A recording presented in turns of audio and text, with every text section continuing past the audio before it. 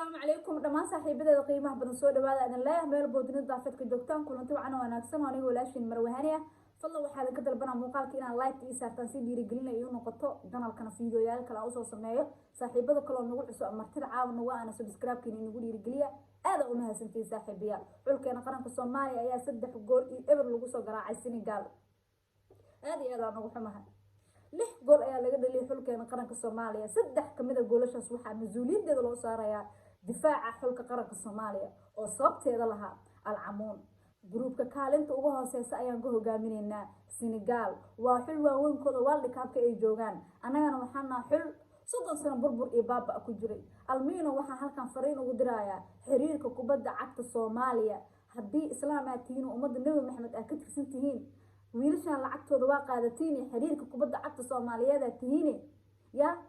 lacag waa qaadatiin wiilashan markay soo laabtaan almiino waa codsi u sameeya meel ha loo xiro dhul u xira qalab ha loo soo dhigo si ay ugu almiiteeyaan oo physical ahaan iyo mentality ahaan ba loo dhiso wallahi waa iga talo tan caaw wax aan sheegay ma aqaan caaw Soomaaliya xiriirka 3 kulan oo soo dheelay Algeria iyo Ghana kulanka ugu xumaa ayuu ahaa waa ismaqli waayeen minkum weerar qadbax ilaa min difaac wiilashaas muu jeedin wiilasha saddexdaas wiil xulkeena qaranka Soomaaliya aad u tabna laakiin sadib ma lahan waynu ka soo kabsan doonaa caawa golhaya marshaala gol rafalak sida ka dhashay golkii labaad waad aragteen difaaci ay idin sheegay aatuun dheer inta dhac looga soo siistay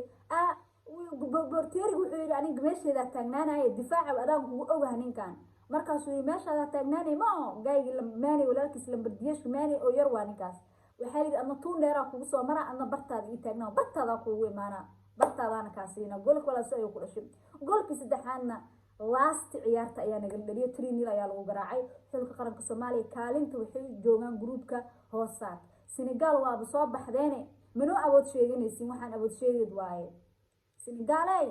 6 dhibcood leedahay in adeeryaal ma sakeen dhaaftaan naga masaakiimiin iska 3 dhibcood sakeen siisaan ma jiraan macalinka xulka qaranka Argentina waa iga keenteen Senegal wallahi ina been idin sheegay shirkiisii jira shalay muxuu dhaha ma taqaanaa Soomaaliya maxay tooyirno hal kulan la hadda isku soo aadayna waxaan ka jeclaan lahaa groupkan home away macna in la isku soo booqanayo aan ka jeclaan lahaa macnaha ciyaaryahanada ama macallimiinta marka soo isku booteen waxa la rabaa inaan naf isgelisa laga rabaa macalinka inaan wuu bahdilo loo geysto ciyaarta ayadoo bilaaban macnaha meel lagu soo ogaaday Al-Amoon 3 gool iyo eber nagu la garaacay 3 kamid ah 6 gool naga la dhaliyana daafacaasa mas'uuliyadda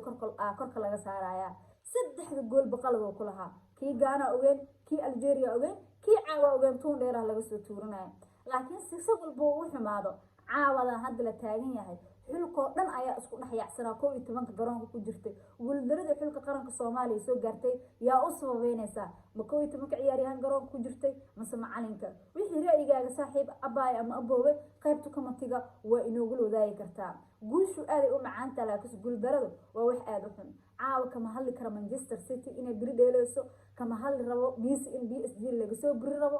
ma United wala Liverpool wax aan ka hadlayo malahan xulkayga guul iyo guuldaro waan garab taaganahay ifafaalo weyn oo footballka Soomaalida ayaa iiga soo baxay caawa guuldaradii naga soo gaartay Senegal see ku dhaha saas naftirkeeda ku dhaha Al-Amoon wixii dhacwayba dhaceenbo gaf dhacana gadaal loo maraaco neefa gif abyaal jibin hore aan u soconno laakiin sarta meesha ku qurusantaa waxay tahay wiilasheena physical ma hayaan physical jir ahaan uma diyaarsano mentality ahaan uma diyaarsano xiriirka kubadda cagta Soomaaliya waa idinku soo celinaa muuqaalkan share gareeya like badan saara saaxiibayaal si dhiirigelin dhamaanteen inoogu noqoto walaalayaal wiilashan lacag madaxooda waa ku qaadatiin markay soo laabtaan waa soo laabana koobkan waa ka soo hareynaaye meel loo xareeya gym u dhiga macallimiin u keena si ciyaaryahannadan jirkooda loo dhiso mideeda kale talada ugu dambayso aan siinayo ama muuqaalkan aan ku gudbina waxay tahay mi ila aragto walaalo ama walaalay ciyaaryahanada markii koobka ay noo soo qaadeen ciyaaryahanada xulka qaranka Soomaaliya 17 jiradii almiiteenooyo ama meel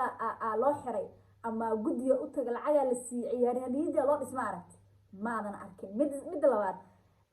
waxaa la dheeloosaa xululkan ama qaramadan qaaradda Afrika dariska la dheeloosaa ama tijaabiso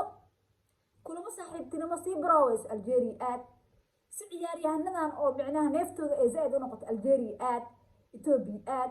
Ghana aad Senegal aad Masar aad Qatar aad Lubnaan aad war carab iyo cajab maalin safar leh loo dir ciyaaryahannadan si physicalkooda iyo macnaha experience-kooda oo u soo kordha ciyaaryahanka mar walba haduu dheelo experience-kiisu wuu badanaa macnaha ma fahamteen marka waxay ka qurusan tahay wiilashan maade u dadaaleen Senegal 20 jiradooda maanay iyo waay iyo kii PSG ka tirsanaa iyo waay koob adduunka taariikhda ka dhigayaan waa ogeyd annagana 17 jiradeena waa kaasa alcamuun guriga gobonimo inoo rajeenayaa wiilashaas waa tabnaa anaga wiilashaas saddexdaas wiil xulkeena wuu tabay laakiin isdhib ma lahan guul daro badan waxaa kusoo xigi doonto guul badan insha Allah xulkeena guula u rajeenaynaa muuqaalkana sheer gareeya saaxiibayaal aad u mastiin wassalaamu calaykum